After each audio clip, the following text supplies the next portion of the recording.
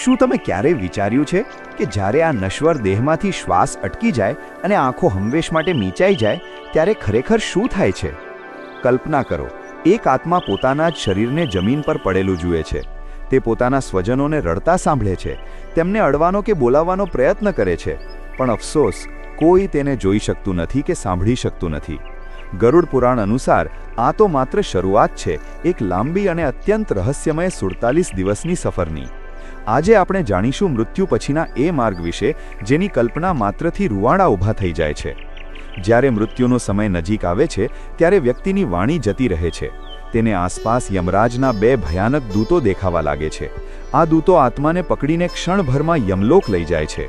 ત્યાં આત્માને તેના કર્મોનો હિસાબ બતાવવામાં આવે છે અને ફરીથી પૃથ્વી પર તે જ સ્થાને છોડી દેવામાં આવે છે જ્યાં તેણે પ્રાણ ત્યાગ્યા હતા.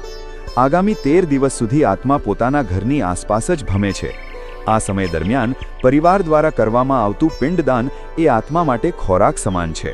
જો આ વિધિ ન કરવામાં આવે તો આત્મા ભૂખ અને તરસથી વ્યાકુળ થઈને પ્રેત યોનિમાં ભટકે છે.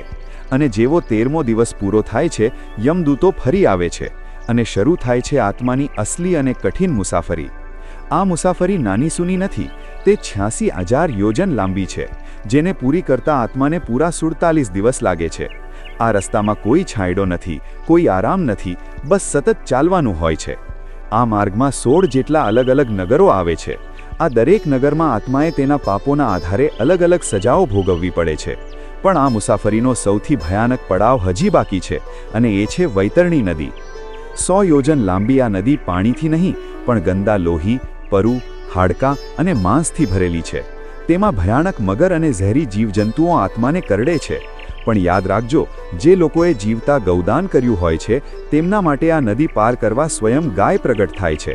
જ્યારે પાપી આત્માઓએ આ લોહીની નદીમાં ડૂબતા તરતા પસાર થવું પડે છે. 47 દિવસના આ કષ્ટો પછી આત્મા પહોંચે છે યમરાજની સભામાં. ત્યાં ચિત્રગુપ્ત આત્માના પુણ્ય અને પાપની ડાયરી ખોલે છે. જો વ્યક્તિએ જીવનમાં પરોપકાર અને ભક્તિ કરી હોય તો તેને દેવ વિમાનમાં બેસાડી સ્વર્ગમાં મોકલવામાં આવે છે. પણ જેણે અધર્મ કર્યો છે તેને નરકની ભયાનક આગમાં ધકેલી દેવામાં આવે છે.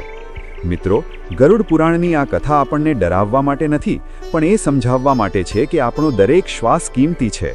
જીવનમાં કરેલી નાની અમથી સેવા પણ યમરાજની સભામાં આપણી સહાયક બને છે. મનુષ્ય દેહ મળ્યો છે તો પ્રભુનું સ્મરણ અને સારા કર્મો કરી લેવા જોઈએ. યાદ રાખજો, જેનું હૃદય શુદ્ધ છે અને જેની ભક્તિ સાચી છે તેની રક્ષા સ્વયં પરમાત્મા કરે છે. જો તમને આ વિડીયો ગમ્યો હોય તો લાઈક કરજો અને તમારા સ્વજનો સાથે શેર કરજો, જેથી તેઓ પણ આ જ્ઞાન મેળવી શકે. પ્રભુના આવા જ દિવ્ય જ્ઞાન અને પુરાણોની ગૂઢ વાતો જાણવા માટે અમારી ચેનલ મારા પ્રભુજીને સબસ્ક્રાઇબ કરવાનું ભૂલતા નહીં.